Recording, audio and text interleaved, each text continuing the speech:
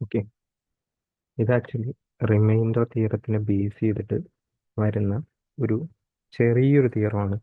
പക്ഷെ ഭയങ്കര യൂസ്ഫുൾ ആയിട്ടുള്ള ഒരു തിയറമാണ്. ഓക്കെ, തിയറം ജസ്റ്റ് ഇത്രയേ ഉള്ളൂ. ഇതിൻ്റെ പേര് Fermat's little theorem of remainder എന്നാണ്. തിയറം ഭയങ്കര സിമ്പിൾ ആയിട്ടുള്ള തിയറമാണ്.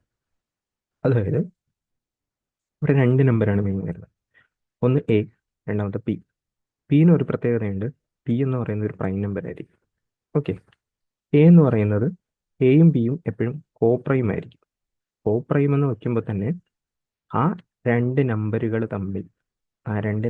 തമ്മിൽ ഒന്നല്ലാതെ വേറൊരു ഫാക്ടർ ഉണ്ടാകാൻ പാടില്ല. ഇപ്പോൾ ഫോർ എക്സാമ്പിൾ 2, 5 ഇതിന് കോമൺ ഫാക്ടറായിട്ട് വേറെ ഒരു എന്താ പറയുക, ഒന്നല്ലാതെ വേറൊരു ഫാക്ടർ വരത്തില്ല. ഓക്കെ, ദെൻ 3, 5 കോ പ്രൈമാണ്, ഒന്നല്ലാതെ വേറെ ഫാക്ടർ ഇല്ല.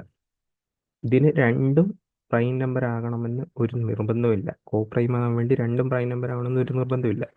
ഫോർ എക്സാമ്പിൾ 3യും 10ഉം, 3ക്കും 10നും 1 അല്ലാതെ വേറെ കോമൺ ഫാക്ടറുകളൊന്നുമില്ല.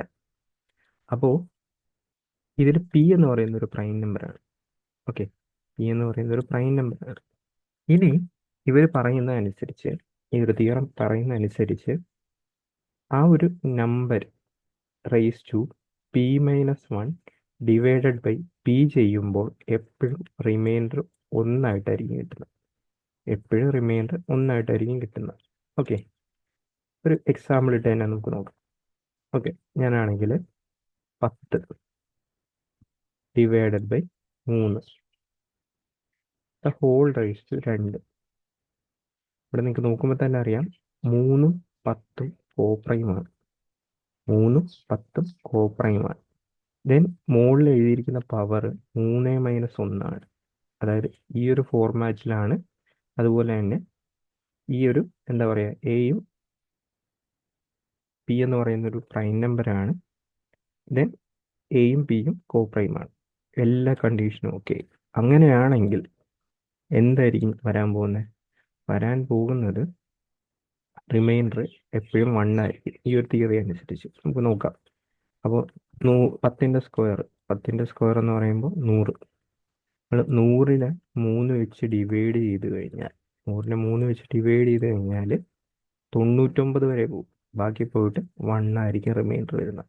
ഓക്കെ, അപ്പോൾ ഈ ഒരു തിയറിയുടെ ഒരു എക്സാമ്പിളാണ് ഞാൻ കാണിച്ചത്. ഓക്കെ, നമുക്ക് വേറെ എക്സാമ്പിളുകൾ നോക്കാം. ഒരു 3-4 എടുക്കാം. എക്സാമ്പിളായിട്ട് 5 24/4 ഡിവൈഡ് ബൈ 5. അതുപോലെ തന്നെ 26/4 ഡിവൈഡ് ബൈ 5.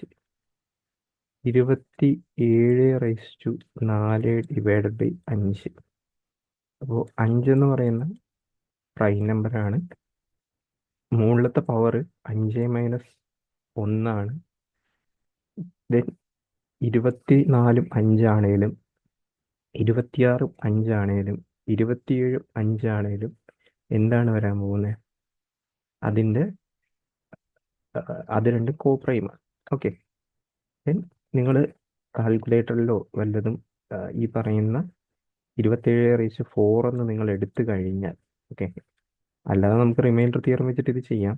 എന്നാലും ഒറിജിനൽ വാല്യൂ എടുത്തു കഴിഞ്ഞാൽ 27/4 എടുത്തു കഴിഞ്ഞാൽ ഈ ഒരു വാല്യൂ ആണ് വരാൻ പോകുന്നത്. ഓക്കെ, ഇതിന് 5 വെച്ച് ഡിവൈഡ് ചെയ്യുമ്പോൾ എങ്ങനെ വരെയാണേലും ആ 40 വരെ പോയിട്ട് ബാക്കി റിമൈൻഡർ 1 ആയിരിക്കും വരുന്നത്. അപ്പോൾ ഈ ഒരു കേസിൽ അതൊക്കെയാണ്. രണ്ടാമത്തെ കേസ് 26/4. അത് നിങ്ങൾ കാൽക്കുലേറ്റർ ചെയ്ത് കഴിഞ്ഞാൽ 45, 69, 76. ഓക്കെ, ഇതിലും 5 വെച്ച് ഡിവൈഡ് ചെയ്യുമ്പോൾ ആക്ച്വലി എന്ത് വരും? 75 വരെ പോകും. 45, 69, 75 വരെ പോകും. ബാക്കി പോയിട്ട് റിമൈൻഡർ 1 ആയിരിക്കും. ഓക്കെ, ദെൻ ഇതും നമ്മൾ ഏതായാലും ചെയ്തല്ലോ. 33, 17, 76 ആയിരിക്കും നിങ്ങൾ 24/4 എടുത്തു കഴിഞ്ഞാൽ കിട്ടുന്നത്. അവിടെ 75 വരെ പോകും. ദെൻ ബാക്കി പോയിട്ട് റിമൈൻഡർ 1 വരും. അപ്പോൾ ഈ ഒരു തിയറം ഇത്രേ പറയുന്നുള്ളൂ. ഒരു നമ്പർ രണ്ട് നമ്പർ ഉണ്ടാവും. ഓക്കെ, എയും പിയും. അതിൽ പി വെച്ചിട്ടായിരിക്കും നമ്മൾ ഡിവൈഡ് ചെയ്യുന്നത്. P raise to P raise to ആ A raise to P minus one ആയിരിക്കും പവറായിട്ട് വരുന്നത്. അങ്ങനെയാണെങ്കിൽ എപ്പോഴും റിമൈൻഡർ വൺ ആയിരിക്കും. ദെൻ നമുക്ക് ആക്ച്വലി ഒരു ഈസി വേ കൂടി ഉണ്ട്. എന്ന് വെച്ച് കഴിഞ്ഞാൽ വേറൊന്നുമില്ല, ഏതായാലും താഴെ വരുന്ന നമ്പർ ഒരു പ്രൈം നമ്പർ ആയിരിക്കും അല്ലേ? താഴെ വരുന്ന ഒരു നമ്പർ പ്രൈം നമ്പർ ആയിരിക്കും. അങ്ങനെയാണെങ്കിൽ നമുക്കുള്ള നമ്മുടെ ക്വസ്റ്റ്യനകത്ത് നിങ്ങൾക്ക് ഇപ്പോൾ മുകളിൽ തരുന്ന നമ്പർ കോപ്രൈം ആണോ എന്ന് ചെക്ക് ചെയ്യാനായിട്ട് ഈ നമ്പറിനെ 5 വെച്ച് ഡിവിസിബിൾ ആകുമോ എന്ന് ചെക്ക് ചെയ്താൽ മതി, അല്ലെങ്കിൽ ഈ പ്രൈം നമ്പർ വെച്ച് ഡിവിസിബിൾ ആകുവാണോ എന്ന് നിങ്ങൾ ചെക്ക് ചെയ്താൽ മതി. അങ്ങനെ ഡിവിസിബിൾ ആകത്തില്ലെങ്കിൽ ഈ റൂൾ ഫോളോ ചെയ്യും. അതായത് രണ്ടും കോപ്രൈം ആണോ എന്ന് ചെക്ക് ചെയ്യണമല്ലോ. കോപ്രൈം ആണോ എന്ന് ചെക്ക് ചെയ്യാനായിട്ട് താഴെ ഏതായാലും പ്രൈം നമ്പർ വരും. പ്രൈം നമ്പറിന് വണ്ണും ആ ഒരു നമ്പരും അല്ലാതെ വേറെ ഫാക്ടറുകളൊന്നും ഉണ്ടാകത്തില്ല. ഓക്കെ, വണ്ണും ആ ഒരു നമ്പരും അല്ലാതെ വേറെ ഫാക്ടറുകളൊന്നും ഉണ്ടാകത്തില്ല. ഇനി എയുടെ വാല്യൂ, എക്ക് പല പോസിബിലിറ്റീസ് വരും. വണ്ണ് വരും, ആ സെയിം നമ്പർ വരും, ഇങ്ങനെ പല പല പോസിബിലിറ്റീസ് വരും. അപ്പോൾ ഈ ഒരു റൂൾ ഫോളോ ചെയ്യണമെങ്കിൽ ഏതായാലും താഴത്തെ നമ്പർ പ്രൈം നമ്പറാണ്. അങ്ങനെയാണെങ്കിൽ മുകളിലത്തെ നമ്പർ ഈ താഴത്തെ നമ്പർ വെച്ച് ഡിവിസിബിൾ ആകോ ഇല്ലയോ എന്ന് ചെക്ക് ചെയ്താൽ മതി. ഇപ്പോൾ എക്സാമ്പിളായിട്ട് 24 5 ഇത് കംപ്ലീറ്റ്ലി ഡിവിസിബിൾ അല്ല, നേരത്തെ ചെയ്ത അതേ ഓപ്ഷൻ. അതുപോലെ തന്നെ 26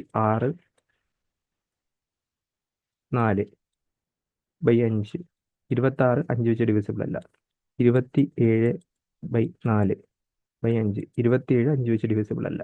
അപ്പോൾ ആക്ച്വലി നമുക്ക് കുറച്ചുകൂടി ഇത് ലഘൂകരിച്ച് കഴിഞ്ഞാൽ ഏതായാലും ഇവർ കോപ്രൈം ആകണമെങ്കിൽ ഈ താഴെ കിടക്കുന്ന നമ്പർ വെച്ച് ഇതിനെ ഡിവിസിബിൾ ആകത്തില്ല. അതൊന്ന് ഓർത്ത് വെച്ചാൽ മതി. ഓക്കെ, സോ ഇതാണ് ഈ ഒരു തിയറിയുടെ പ്രത്യേകത.